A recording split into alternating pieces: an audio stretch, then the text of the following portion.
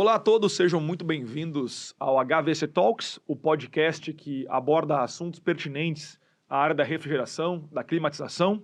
O HVAC, como vocês sabem, é sigla para Heating, Ventilation and Air Conditioning, ou seja, aquecimento, ventilação, climatização e também, claro, refrigeração. E nós estamos iniciando o nosso podcast, lembrando que é com patrocínio e apoio da Full Gauge Controls, com o apoio dessa empresa que é uma das maiores empresas da América Latina na área de controles. E hoje eu estou aqui com o Eduardo Brofman, o colega, não só o nosso convidado também, mas colega das Brave, colega de associações aqui da região sul do Brasil e também a nível nacional, né? Todo mundo está junto nessa área do HVAC, tanto aqui no Rio Grande do Sul, no sul do Brasil, no Rio Grande do Sul, Santa Catarina e Paraná, mas também com força nacional na área do HVAC. E hoje nós estamos aqui falando com o engenheiro Mário Alexandre Moller Ferreira, mais conhecido como Mário Alexandre, na nossa área do HVAC. E eu queria iniciar aqui a nossa conversa nessa série que nós estamos iniciando de conversa com grandes nomes da área do HVAC, na área de projeto de refrigeração, climatização. E lembrando então que essa é a primeira conversa dessa série, junto com o Mário Alexandre. Então, primeiro, dar boas-vindas ao Mário, dar boas-vindas ao Brofman, Eduardo Brofman. Já vamos conversar, todos nós aqui, falar um pouquinho sobre a nossa atuação, mas mais precisamente com a atuação do Mário Alexandre. Então, obrigado então, Eduardo Brofman, por estar aqui conosco na condição de âncora agora, né, conversando junto ao Mário Alexandre. O Brofman conversou conosco já também sobre a parte de Energy Plus, a parte sobre eficiência energética, sobre o nosso novo curso, inclusive, que vai estar disponível na BDR, que você pode acessar lá, bdrlearning.com. Então, vamos falar um pouquinho mais sobre isso também em breve, mas temos um vídeo falando só sobre o Energy Plus, que vai ser o nosso novo curso. E eu queria, então, dar boas-vindas ao Mário Alexandre. Mário, muito obrigado por estar conosco aqui no HVAC Talks, o nosso canal da BDR que fala sobre projeto de climatização, conteúdo, que vai tratar sobre esse assunto tão pertinente no Brasil. E então, nesse nível, nessa camada que fala sobre projetos, sobre como fazer projetos de climatização, refrigeração e elementos que circundam o HVAC, seja em eficiência energética, seja em projeto, seja em necessidades, seja em normas. E certamente, por falar em norma, vamos falar bastante sobre a tua atuação em normas aqui, como eu já vi na tua bagagem profissional. E vamos começar, então, a conversar com o Mário. Então, Mário, mais uma vez, obrigado. E eu começo perguntando, Mário Alexandre, como é que foi... Quem é o Mário, né? Como é que tu entrou, Mário, nessa carreira do HVAC? Como é que tu entrou na área de refrigeração e ar-condicionado? O primeiro piso, né, que tu teve aí em contato com o HVAC. Depois o Eduardo Brofman vai continuar falando contigo e a gente vai fazer uma conversa aqui para entender sobre como é que o Mário acessou a carreira de ar-condicionado e como está hoje, né? Em 2023, os projetos, as atuações, a evolução disso, né? Desde lá de quando começou até hoje, qual foi essa evolução? Então, perguntando, Mário, mais uma vez, como tu acessou, primeiro bem-vindo, e como tu acessou o ar-condicionado, os projetos, onde tu trabalhou nesse setor? Bom dia a todos. Primeiramente, agradeço o convite, né, para participar do podcast e é uma honra estar aqui conversando com vocês. Bom, assim, o início da carreira foi até de forma bastante casual, né, porque ocorreu que, como muitos, né, que fazem vestibular para engenharia mecânica, estão pensando em trabalhar em carros, né, automóveis, motores e tal, nessa área de engenharia mecânica. Então, meio o sonho assim da gurizada, não, ao menos na época que eu estava fazendo vestibular, o sonho era esse, assim, trabalhar nessa área, né? Não tinha pensado em trabalhar em outras áreas, assim, tem chão de fábrica e outras áreas, e muito menos ar-condicionado, né? Climatização. Daí ocorreu de forma muito, repetindo, de forma muito casual, que num sábado de tarde estava estava com um amigo do tempo de colégio e tal, e a gente ali, vendo o que ia fazer no sábado, e ele diz assim, pois é, tem a formatura do filho de uma amiga da minha mãe e tal, quem sabe a gente passa lá e tal, vamos tomar uma cerveja ali e tal. Daí eu fui lá e chegando lá, ele me apresentou para essa pessoa que estava se formando em engenharia mecânica, e era o engenheiro Zeus, que até hoje trabalha no mercado de ar-condicionado. E o Zeus chegou, tu não quer fazer estágio e tal? E eu digo, sim, quero fazer. Então tá, então vai lá na Artemp, no início da semana e tal. E eu fui lá, daí fui lá e comecei o estágio, né? E na época a gente já fazia o estágio pelo CIE, né? Fiz a documentação do CIE e tal, e fui lá me apresentei lá, né? E não tinha a menor ideia do que era um duto de ar-condicionado, por exemplo. Quando falaram em duto a primeira vez, eu fiquei assim, devo ter feito uma expressão de muita dúvida, né, do que era e tal. E foi ali, né? Daí, nos primeiros dias, né, como estagiário, para não ficar perturbando muito o serviço lá da engenharia, da empresa, o engenheiro Décio, que era o engenheiro gerente da área de projetos, né, me passou ali uns livros para ler, né, alguns livros da Ashken, também o manual da Carrier e o manual da Trane, e eu fiquei ali por umas 2 semanas, eu acho, só lendo, né, tal, né. E fiquei bastante tempo, e essas leituras, né, até foram muito boas para mim, porque eu peguei e ali eu tive assim uma ideia melhor assim do que era, né?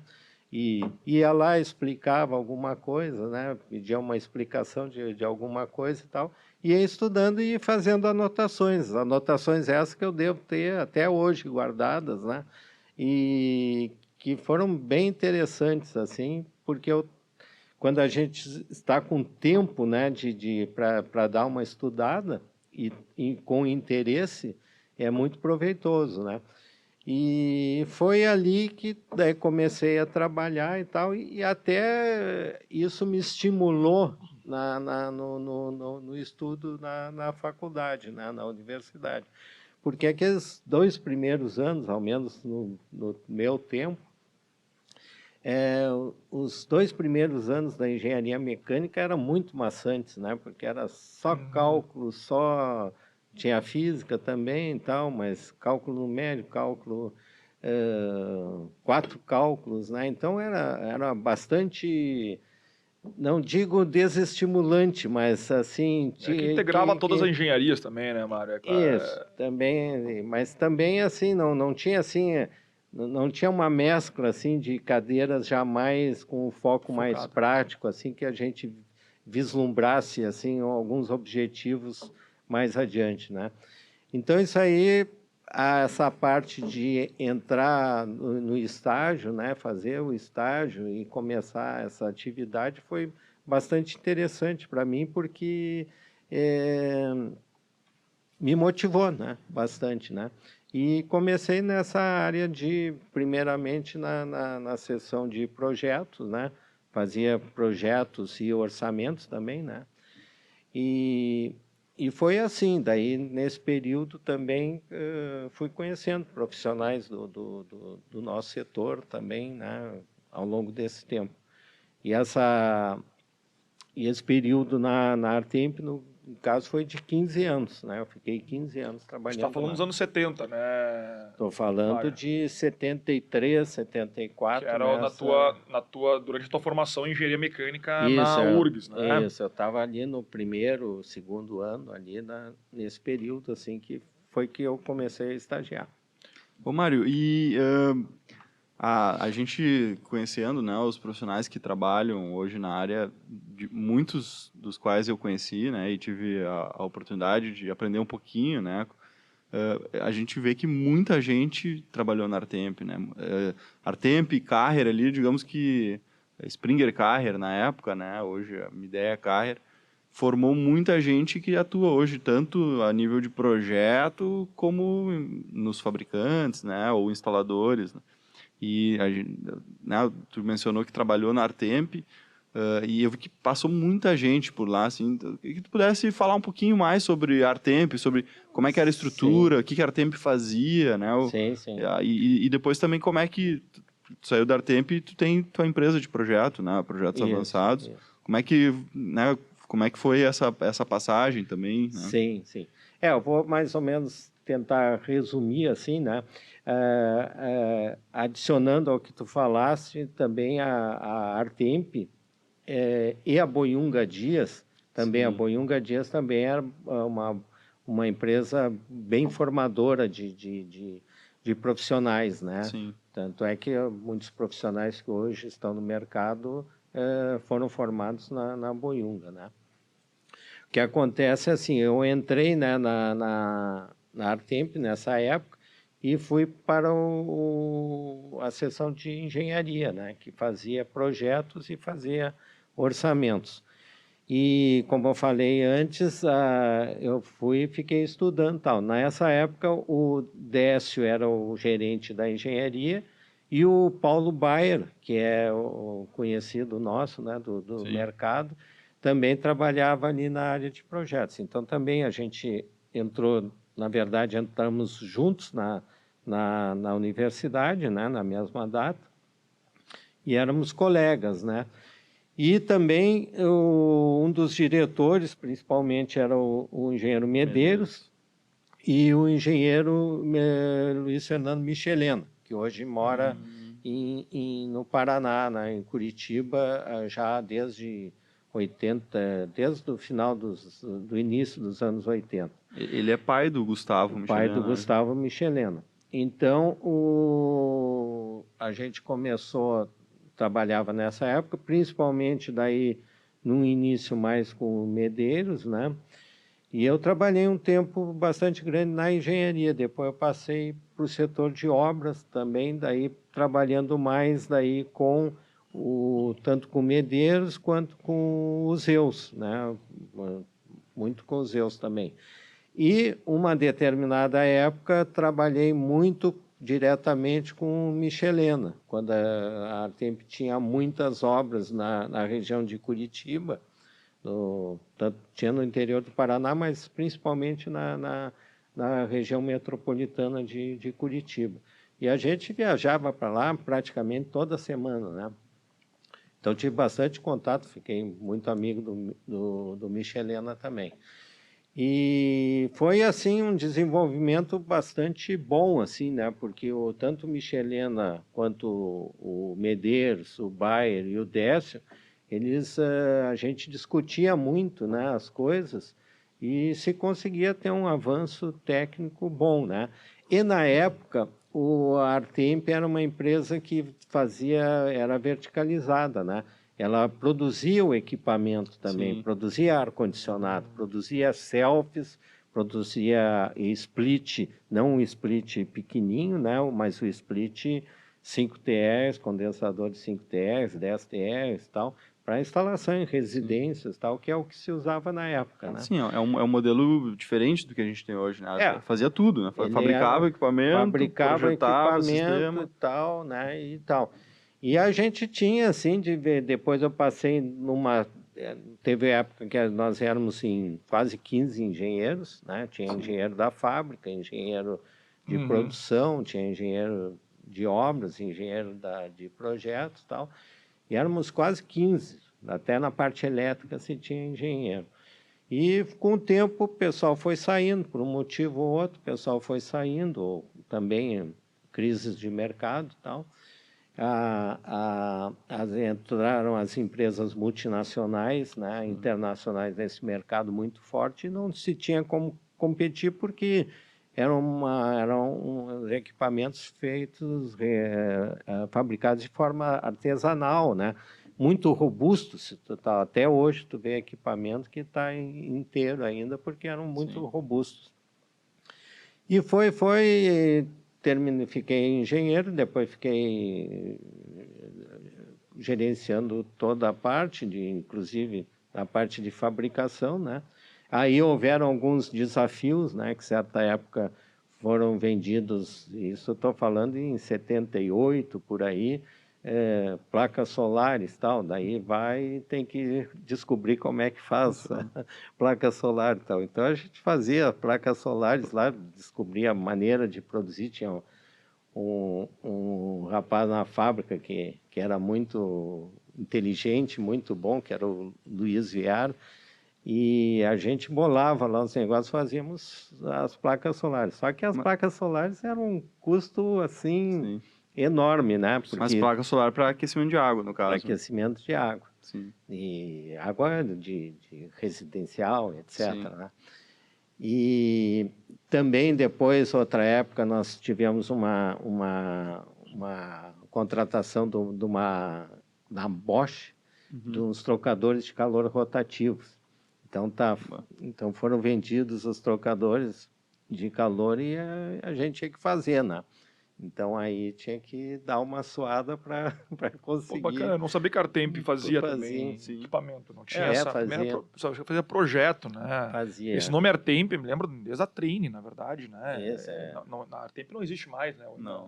Faz tempo, né? Existe uma Artemp no norte, tem mas não tem é nada outra a ver. Artemp, né? E me diz uma coisa, Mário, agora curiosidade até, nos anos 70, então, quando tu entrou na faculdade e também na Artemp, claro, tu comentou ali do manual da Carrer, né? Acho que todos nós devemos ter esse livro, né? O manual de aire acondicionado, pelo menos. Da Trane também. A versão espanhol, acho, da Marcombo, né? Que é a versão, um livro fantástico, juntamente com o manual de ar-condicionado da Trane, né? Trane. Deve ter estudado também, provavelmente, Enio Cruz da Costa, né? Acho que na época ainda tinha essa. Acho que o Enio escrevia nos anos 70, junto com o Hélio Creder, Dossá, enfim. E uma curiosidade que eu tenho, assim, embora a gente até conheça um pouco a história da evolução das ferramentas, mas na época dos projetos lá, era projeto na mão mesmo, né? Sim, projeto feito. O AutoCAD, tu começou a ter as ferramentas de CAD mesmo a partir dos anos 80, provavelmente. Na realidade, o CAD mesmo foi 90 e poucos, né? O CAD, né? O CAD Autodesk mesmo. Tinha as ferramentas de cálculo, sim. Essas eram final de início de 80, né? Mas assim. Sim. Mas a ferramenta de CAD em si foi mais para 90 e pouquinho. Então, os projetos que vocês faziam na Artemp ali era na prancha mesmo, Na né? prancha mesmo, com nanquim, tinha que raspar e tal. Era uma mão... O duto... Todo o duto e tal, né? Então, todas as modificações eram muito árduas, né? Tanto quando tinha assim, modificação em memorial descritivo, quanto em modificação de projeto, né? Mas era assim. E esse tempo, com o passar do tempo, foi se evoluindo mais para daqui a pouco fazer, talvez, projetos, até nem usar nanquim, usar mais no papel manteiga, lápis, que era mais fácil de fazer as modificações, né? Não ficava um padrão tão bonito de projeto, mas mesmo assim a parte conceitual dando certo, né? E a parte gráfica também valia, né? Não tinha problema. Até porque se fazia projetos não para a venda de projetos, né? Projetos para execução. Então, vamos dizer, era um projeto para o pessoal da instalação poder fazer a obra, né? Então, não era assim a parte, vamos dizer, gráfica formal ou estética não era tão importante. O importante é estar certo. Isso que a gente está falando de desenho, né? Claro, quando entra em carga térmica, quando entra aí os cálculos, tudo, o memorial ia... Sim, era tudo na mão. Tudo na mão, né? Então, aquilo, né? Tinha um memorial lá de 50 páginas, às vezes tinha que fazer uma modificação lá na página 20... Tu tinha que chegar lá para a moça lá, a secretária lá, com muito carinho para dizer a datilografia, tinha que fazer tudo de novo, né? Então Chegar com uma flor para Tinha ela. que levar uma caixa de bombom e dizer, olha, tem um erro aqui no meio. Não tá? dá para processar o Word e fazer um backspace, né? Não tinha isso aí. Tu sabe que a Artemp, eu tenho... quando eu entrei na área do ar-condicionado, né, eu comecei a ouvir falar um pouco e comentei com minha mãe, que não é da área, minha mãe é arquiteta, né? Mas ela me contou que toda a infância dela, eles viveram numa casa na João Guimarães, ali perto do Bonfim, e uma casa foi construída pelos meus avós, lá em 1960 e poucos, e foi botaram ar-condicionado depois da construção da casa, e ela sabia da Artemp, porque foi a Artemp que fez o ar-condicionado da casa. Então, quando eu falei, mãe, pô, da Artemp, ela falou, sim, eu sei da Artemp, eu tenho os desenhos do projeto da casa onde eu morei minha infância lá, né? Então, coisa Projeto de... dutado, assim, né? Antigamente, prédios antigos, Duque de Caxias, na Duque aqui tem muito prédio antigo com duto. Todos os prédios com dutos, né? Normalmente o setor se fazia de forma um pouco mais econômica, um íntimo social, né? Daí tinha damper de desvio do ar dos dutos do setor íntimo ou dutos do setor social, né? E ali, naquela época, se defrontava com um problema de regulagem por dormitórios, né? Por quartos, que um queria mais quente, outro queria mais frio, e até por necessidades térmicas da pessoa, né? Então, depois, com o advento de splits por ambiente, foi outra forma de atuar, né?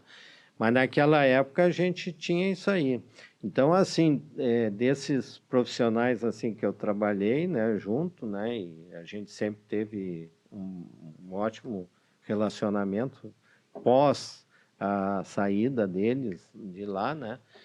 E foram pessoas que a gente tanto aprendeu muito, como também trocou muita conhecimento, né? Muitas coisas.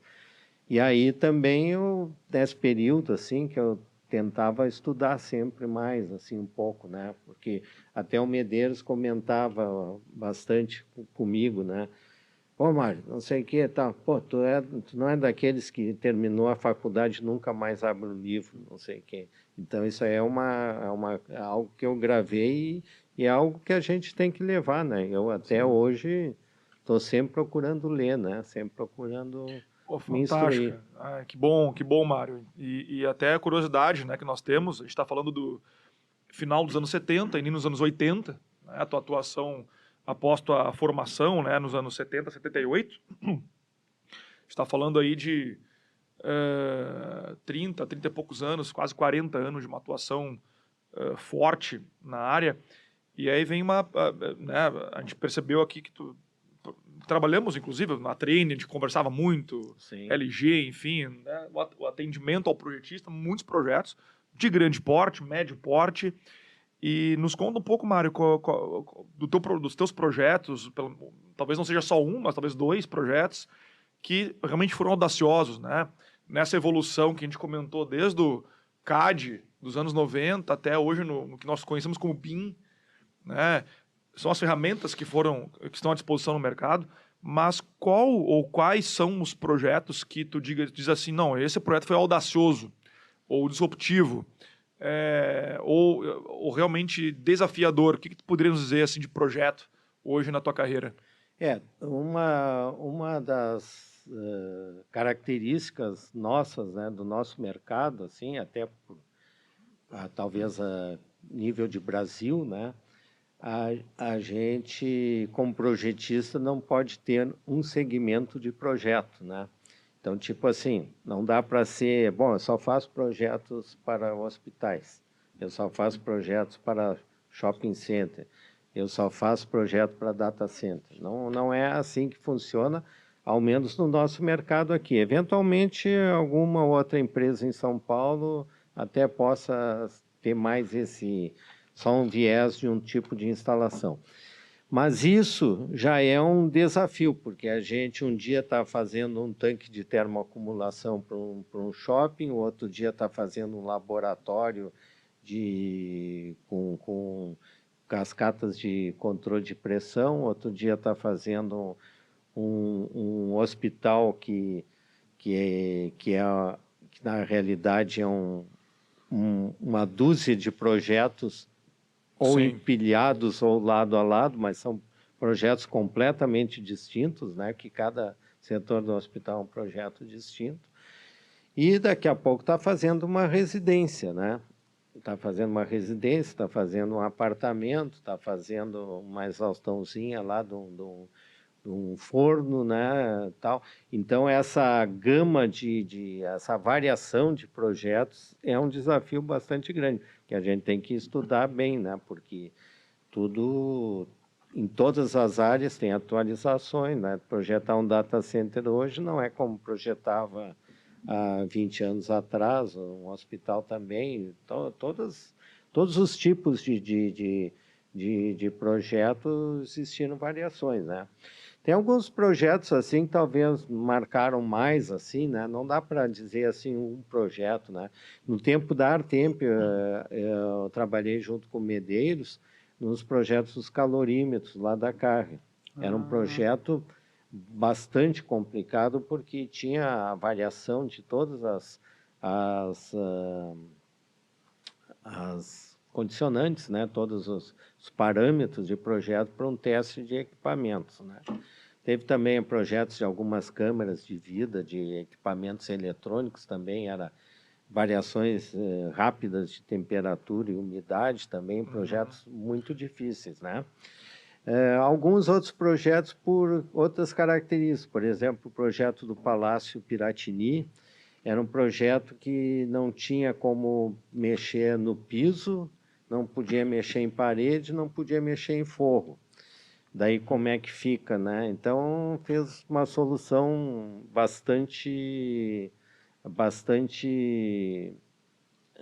como é que sujeita a não dar certo, talvez, né? Que era assim nos cortineiros, em cima dos cortineiros, colocava ali um fancone. Na época não tinha os VRFs, hoje talvez, se fosse fazer esse projeto, faria talvez a mesma solução, mas com VRFs, né? E que seria uma possibilidade de fazer, né?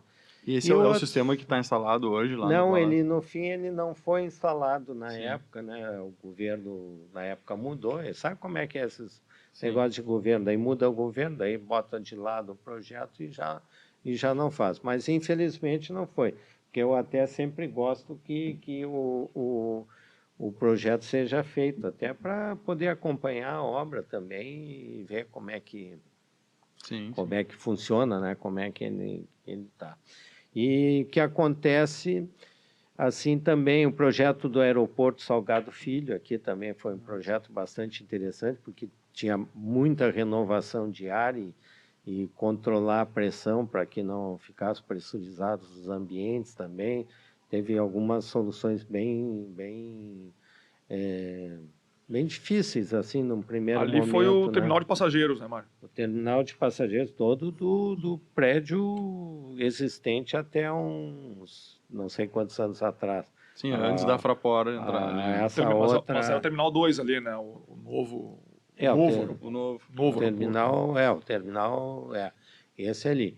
Agora foi feito depois um outro projeto que eu não sei quem é que fez, mas foi para aquela ampliação que foi realizada. Mas eu falo do outro tal.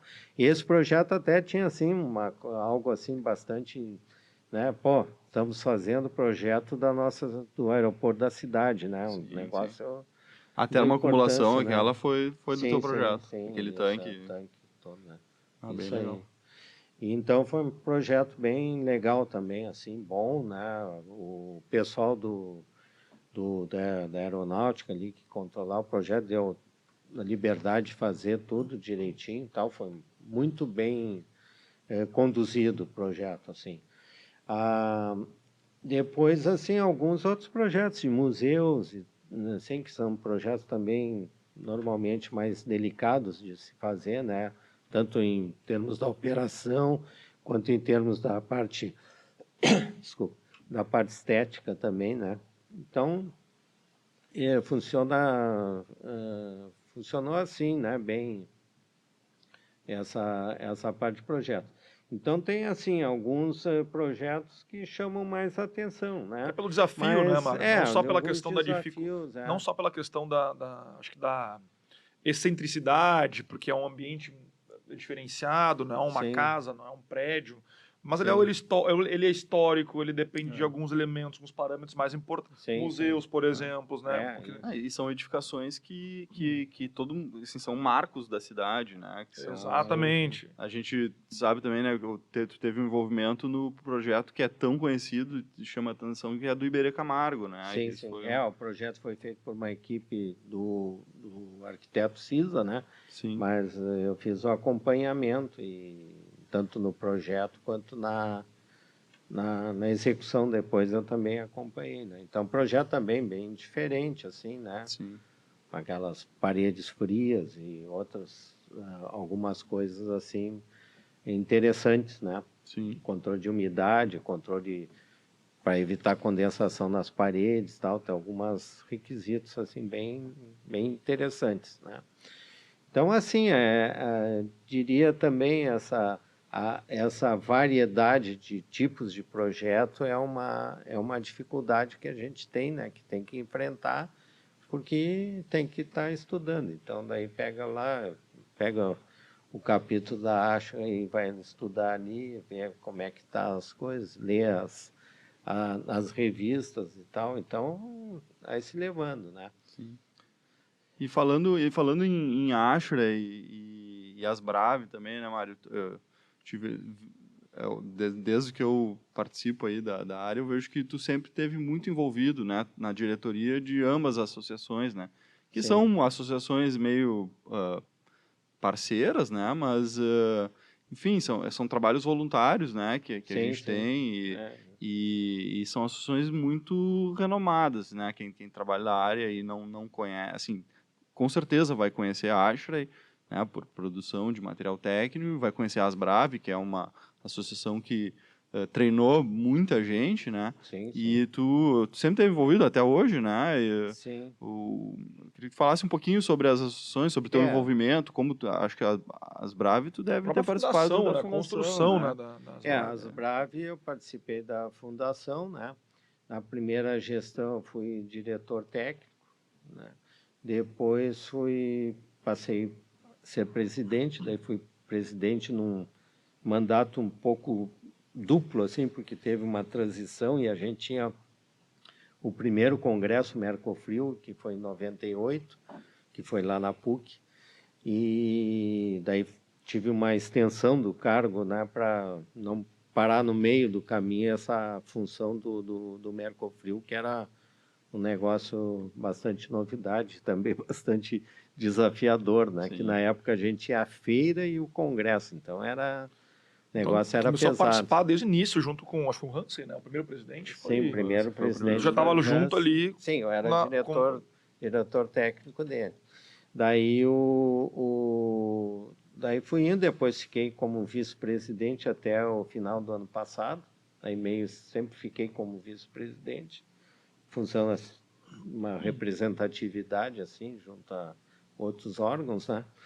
E agora estou com um diretor de normas, né? Então, mas sempre foi e o importante assim das Brave é que a gente sempre focou muito na parte de treinamento, de capacitação, Sim. então esse viés, né?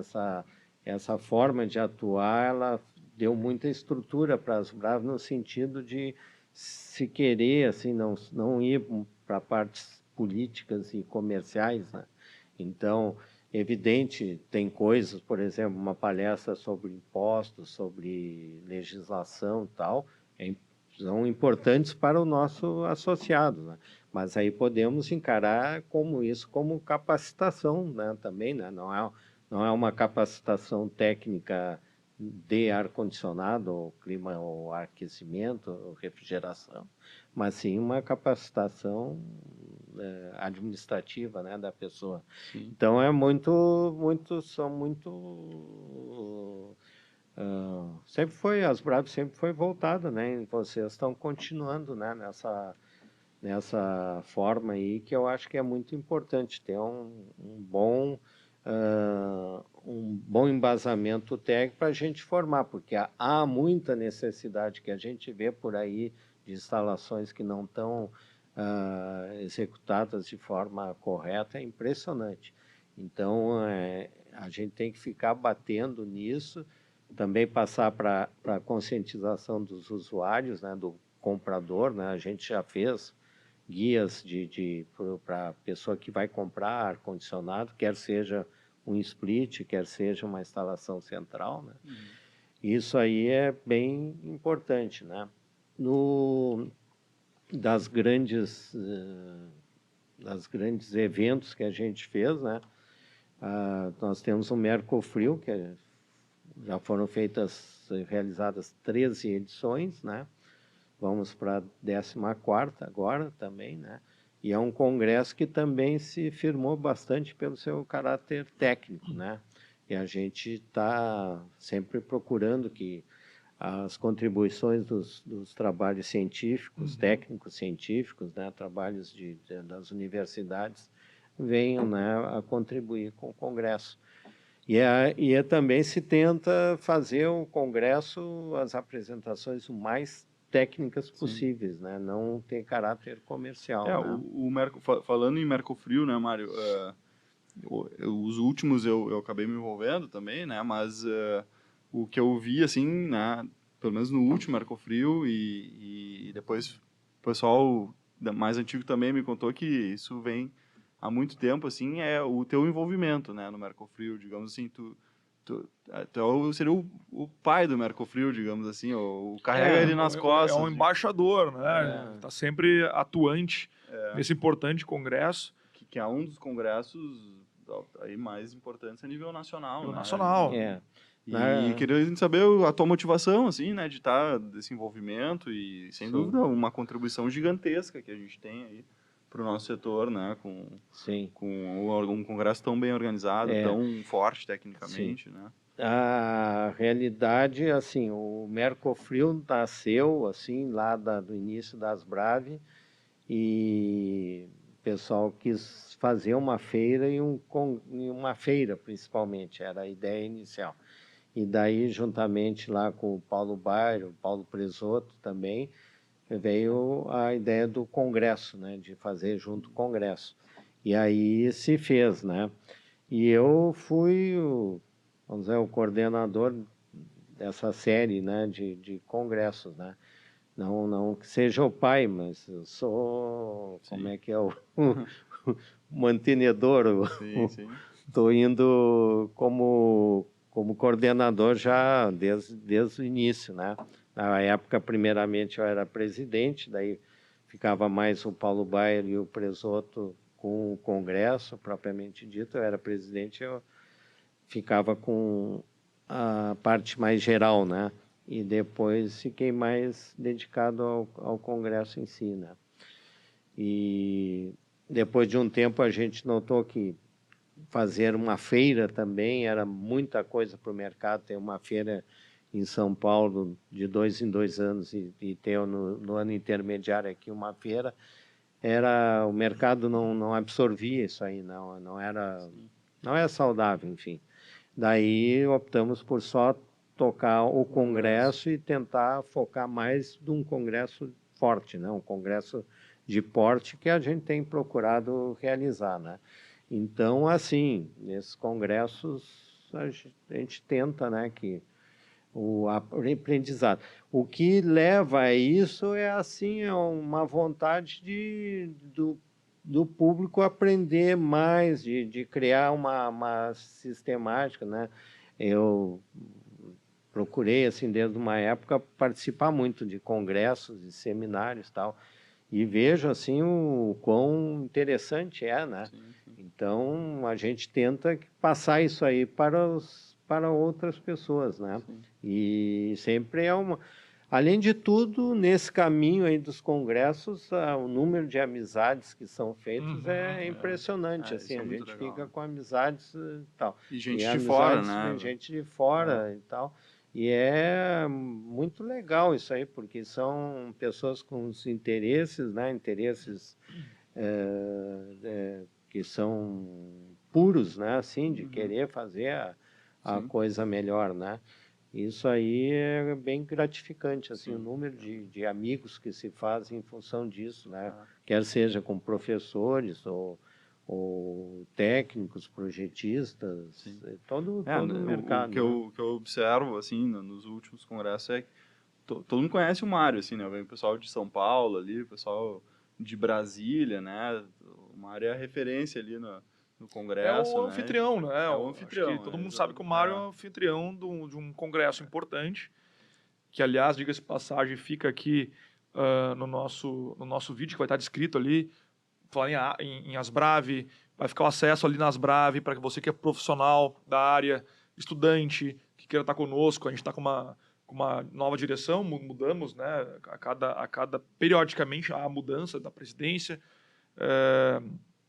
Então, nós estamos aqui receptivos para quem quer estar conosco na Asbrav, visite a Asbrav, nós temos cursos na Asbrav, está portas abertas para que você possa se inscrever e estar conosco, né? A associação serve para isso, né?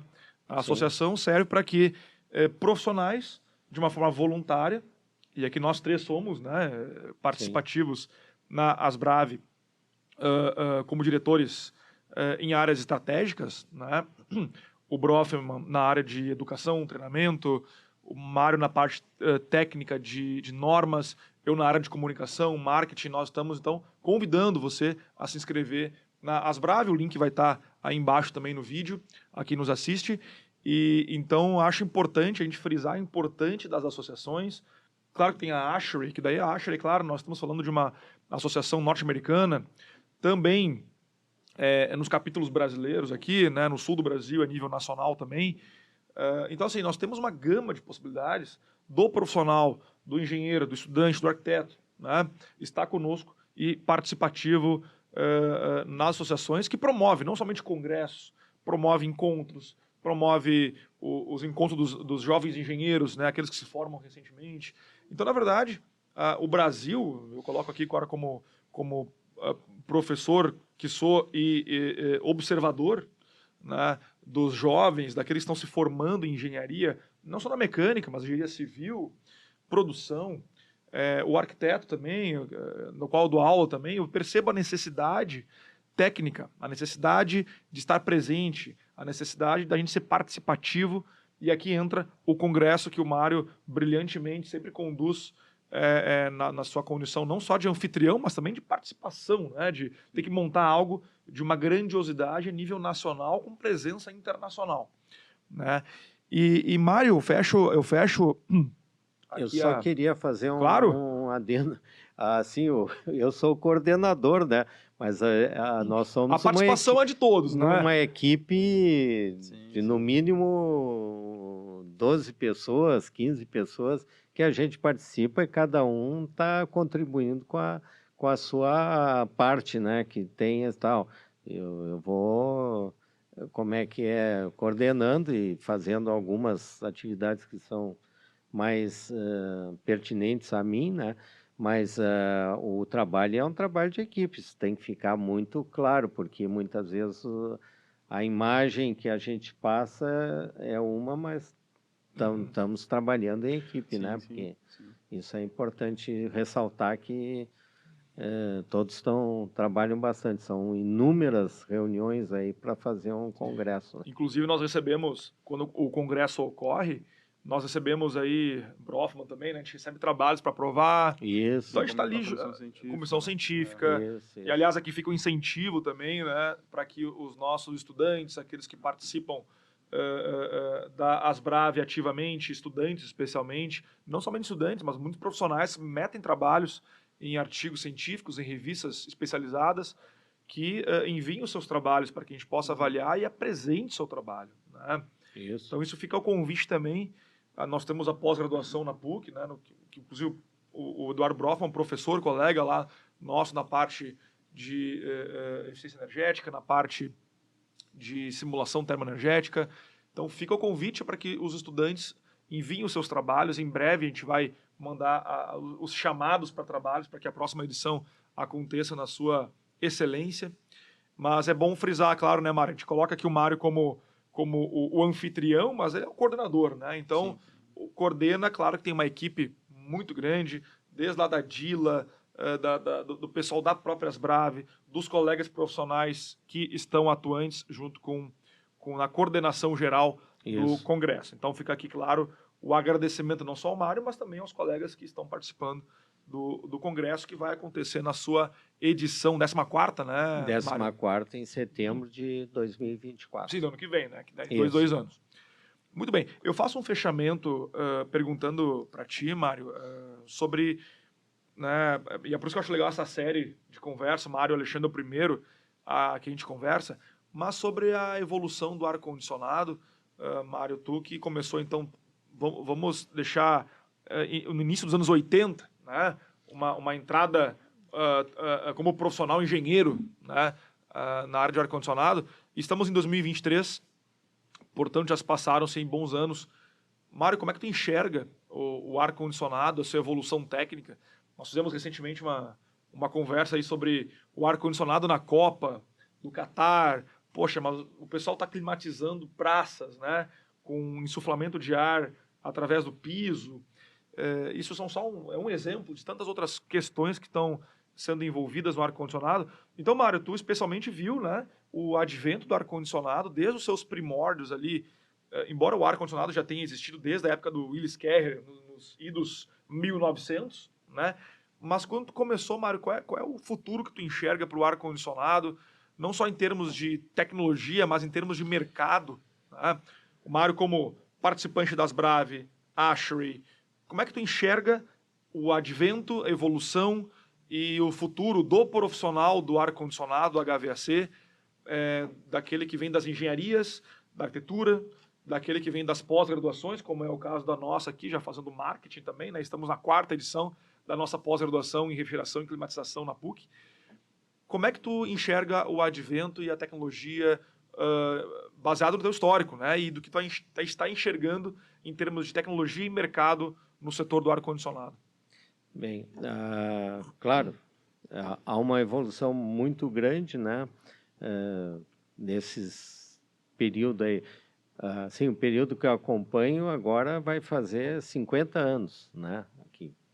Não como engenheiro, mas estando no mercado, né? Eu, assim, de 73 agora para cá já vai fazer 50 anos, né? Então, assim, a grande evolução, talvez, tenha sido na eficiência energética dos equipamentos, né? Isso aí é algo notável, assim, né? Notável tanto no sentido de notar, quanto no sentido de excelência, né? E sistemas, né, talvez sistemas de controles, de automação, que tornam também as instalações mais eficientes, né? Podem tornar as instalações mais eficientes. Acho que seriam 2 pontos assim que foram as grandes evoluções, né? E temos evoluções no sentido de qualidade do ar também, né? Da preocupação com qualidade do ar, que é algo extremamente importante, de muita importância. Tivemos assim períodos que isso não foi tão levado em conta, né? E hoje, atualmente, temos uma preocupação bastante grande nesse sentido. E assim, então, a qualidade do ar e eficiência energética são 2 aspectos que melhoraram muito, né? Nós temos alguns pontos assim que eu até acho que tem algumas coisas que me preocupam assim nesse futuro, né? Uma coisa é o seguinte, que eu tenho falado, não é por ser mais antigo, talvez até pense por já ter vivido isso, mas não por ser antigo somente, e não querer o novo, né? Eu vejo assim uma grande preocupação, até numa das palestras do evento que a gente teve na terça-feira, foi citado isso aí que a gente já tinha conversado a respeito. Na questão de prazos de projeto e prazos de elaboração, né, de projetos, né? Então, o que acontece? Nós temos Hoje, a valorização do tempo, do prazo, é uma valorização talvez fora de propósito, fora de contexto para projeto. Porque projeto é pensar. Projeto é pensar. Pensar, tu tem que ter tempo, tu tem que estudar, tu tem que tentar soluções. Até como foi citado na terça-feira, e também fruto de conversas que a gente já teve, a primeira solução nem sempre é a melhor. Pode até ser, mas não é. Normalmente, tu vai. Tu vai não crescendo, vai maturando as soluções e vai tendo assim. Então, há uma certa talvez má interpretação. Tudo bem que processos que a gente tem de sistemas, né, de computacionais que agilizam o trabalho, isso é fato, né? Antes, né, quando no tempo lá da Artemp, lá a gente fazia carga térmica para uma determinada condição, né? Daí tu ia ver o dimensionamento, né? Eventualmente, com alguma instalação especial, tu fazia para 2, 3 condições de clima externo, por exemplo. Mas hoje tu pega e tu roda as 8.760 horas, tu vê todo o perfil de carga, etc. Tudo isso aí é uma ferramenta que auxilia. Mas tu tem que ter tempo, né? Tu pega o Energy Plus, tu roda ali muita coisa que tu pode extrair, né? E isso, claro, auxilia, além de não ter um tempo menor, são coisas que tu não faria manualmente, que seria impossível fazer manualmente. Então, não seriam feitas. Então, são ferramentas muito interessantes. Mas, mesmo assim, existe o tempo de maturação de tu ver um sistema, como é que tu vai fazer, como é que tu não vai fazer, né? Vai usar um sistema misto, como tu citasse outro dia lá, vai fazer isso. Isso aí tu tem que ir meio, né?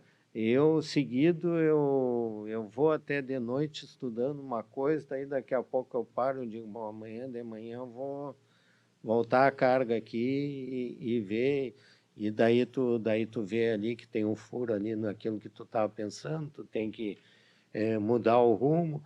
Então, acho assim, algo que me preocupa é essa condição de cada vez as coisas serem feitas num tempo menor, né? Existe, eu sinto também, isso que tu fala, mas eu sinto que existe uma ansiedade no mercado, né? Digamos, incorporadores, né?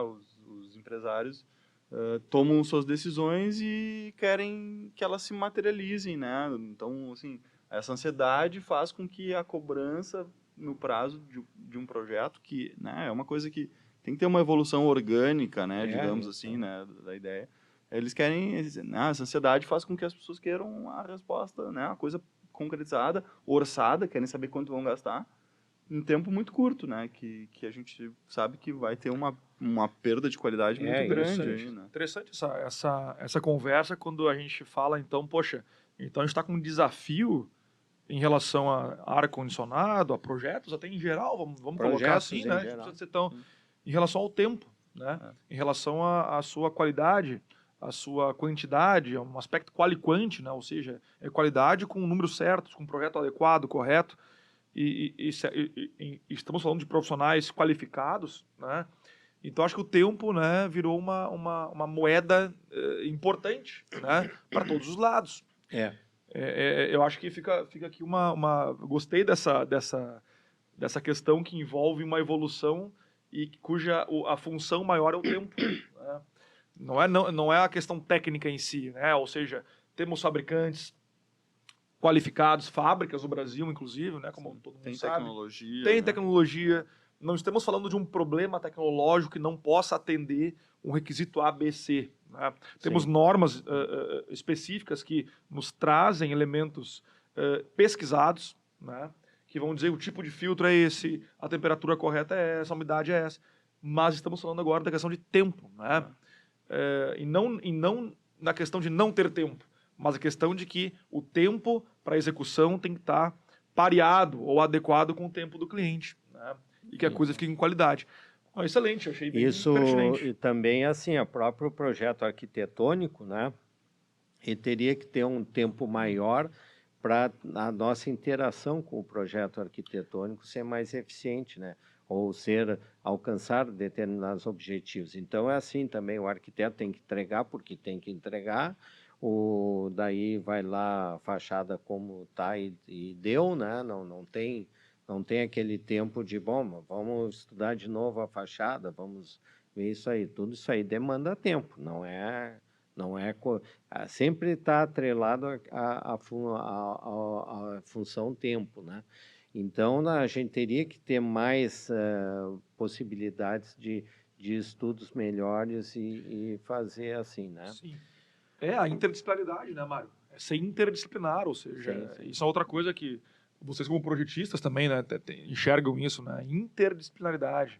É a questão da arquitetura, a questão da estrutura, o footprint, né? Ou seja, a casa de máquinas, é toda uma questão que a gente tem que estar o tempo todo envolvido com uma série de pessoas profissionais para a construção de uma edificação, né? Sim. Isso é uma coisa que eu vejo também como desafio, né? Criar uma interdisciplinaridade, né? Eu também gostaria de dar uma... Claro, Vocês possam falar? Claro, com certeza. Sobre a ASHRAE também, né? Porque a ASHRAE, no fim, a gente tem uma vinculação muito grande com a ASHRAE, né? Então, eu participei de comitês e etc. Depois cheguei a ser vice-presidente do Chapter Brasil, né? Numa determinada época, né? Fui o primeiro fora do eixo Rio-São Paulo a ser eleito como presidente da ASHRAE. Que ano que foi que tu lembra? O ano foi 2012, agora tenho, mas até tenho anotado ali. Mas a importância também da ASHRAE como um meio que o pessoal principalmente o estudante, né, vá tendo contato com a ASHRAE para ter já essa vinculação da parte técnica, né, e até para estar, vamos dizer, atento a porque sempre a bibliografia que a gente recebe deles é basicamente uma bibliografia de ponta, né? Sim, então sempre atualizado, a gente está sempre atualizado por ali, assim, porque se usa, né? Se usa também os estándares da ASHRAE para elaborar normas, né? Assim como se usa estándares europeus também, né? Mas e os nossos parâmetros também de pesquisa, né? Mas é importante que o pessoal esteja sempre atualizado e lendo, né? E já criar esse convívio, né? Então, muito importante, assim, os estudantes, né? Vocês estão mais diretamente em contato com os estudantes, de até promover, né? Que eles, ou incentivar, né? Que eles tenham essa participação em órgãos de classe, como tu falaste, mas também, né, nesse da ASHRAE, que tecnicamente é bastante embasado, né, muito importante. Acho que que nem tu mencionou, né, o desafio do cara, do projetista ter capacidade de projetar diferentes tipos de edificações, diferentes tipos de soluções, sem ter o material, né, o conteúdo técnico da ASHRAE seria muito difícil, né? Porque auxilia bastante. Né? Eu também lembro que sempre quando surgia um problema novo, né, tu ia lá no handbook de application da ASHRAE e provavelmente alguma coisa, algum capítulo falando a respeito da aplicação vai ter lá que te abre a porta para começar a orientar o teu estudo para resolver esse tipo de problema. Mas muitas vezes, por vezes, é algum parágrafo que tem ali, mas te chama a atenção para uma determinada assunto, né, ou uma determinada situação que tu não estaria pensando, né? Então é importante isso. Sim. O conteúdo ASHRAE, né, os livros, não só eles, mas as normas também, que são referências também para as nossas normas também. Sim. Então a gente não pode deixar de falar na ASHRAE, com certeza, assim como as BRAVE, A ASHRAE, nós vamos colocar aqui o link para que você possa também se cadastrar, se você é estudante especialmente, vai entrar no nosso grupo, né? Imediatamente no momento que você se inscreve, é um portal norte-americano, então um org, né? Então você entra lá, associa e você cai no nosso grupo aqui também, que a gente, nacional, lembrando que a ASHRAE, ela é dividida em 2 capítulos no Brasil aqui, é o ASHRAE Chapter Brasil e o ASHRAE South Chapter, né? Então nós temos aqui a região South Brasil, aqui na região sul também, dependendo da sua localização ou até mesmo de escolha para que você possa ser membro da ASHRAE, que nós somos, né? E tem benefícios importantes, né? Não é somente ser membro, é claro, fazer parte de uma comunidade na área de ar-condicionado a nível nacional e internacional, né? Participação de congressos, a gente fala de congresso das Brave também, lá em São Paulo com a Brava também, mas também a gente fala da ASHRAE como congressos internacionais nos Estados Unidos, o Summer Conference, o Winter Conference, no caso, no início do ano lá. Participasse já também muitas vezes, né, Mário? Orlando, Chicago, em Atlanta, que é a sede. Então, fica o convite também aqui para que nós nos reunamos também como membros do ASHRAE aqui no Brasil. Bom, eu encerro então a nossa conversa, Mário, que foi extremamente edificante. Então aqui fica uma lembrança de que nós estamos conversando com projetistas, engenheiros que foram e são marcantes aqui no Brasil, especialmente. Então a gente conversou com o engenheiro Mário Alexandre, hoje diretor técnico e responsável pela Projetos Avançados, Engenharia. Então, agradeço muito, Mário, a tua participação. É um prazer muito grande falar contigo, te conhecer durante tanto tempo, né? Imagina, a gente está falando que o Mário começou a sua atuação no ar-condicionado como estudante nos anos 70. Eu comecei em 2009. Começou quando, Brofman? 2009 também. 2009 também. A gente é do mesmo ano lá, né? Então para nós é um prazer falar com alguém que há muito tempo atrás, antes de nós, ainda começou a trabalhar com isso. Então, para nós é um prazer, uma honra, Com né? certeza. Brofman, falar contigo. Mário, muito obrigado pela tua participação aqui conosco. Eu, mais uma vez, menciono aqui a Full Gauge Controls, também vai estar o acesso ali no nosso vídeo. Representado, aliás, nós temos um vídeo com o Gobi, então fica meu abraço aqui ao Gobi e ao Flávio, que são patrocinadores master aqui do HVC Talks. Então agradeço a audiência, que você tenha assistido o nosso programa. Vão ter mais programas nesse sentido, de falar com pessoas que têm uma bagagem, uma trajetória já no ar-condicionado no Brasil aqui, já de longa data, e trazer essas experiências que ou são curiosas, ou são de aspectos evolutivos do ar-condicionado. Então é bom relembrar tempo, é bom relembrar a passagem desses profissionais nos anos 70, 80 e o que como era e como é hoje, né? Então, Mário, mais uma vez obrigado pela tua participação. Fica aqui o teu contato, né, aos colegas aí e participantes do nosso canal. Brofman, alguma comentário? Eu acho que tu já mencionou, né, Bruno, mas eu acho que o registro, né, dá um pouco da experiência aí de profissionais de longa data e de carreiras notórias aí, né, que marcaram o mercado, ele é fundamental para novos entrantes aí da área, né, para quem está começando, para conhecer um pouco, né.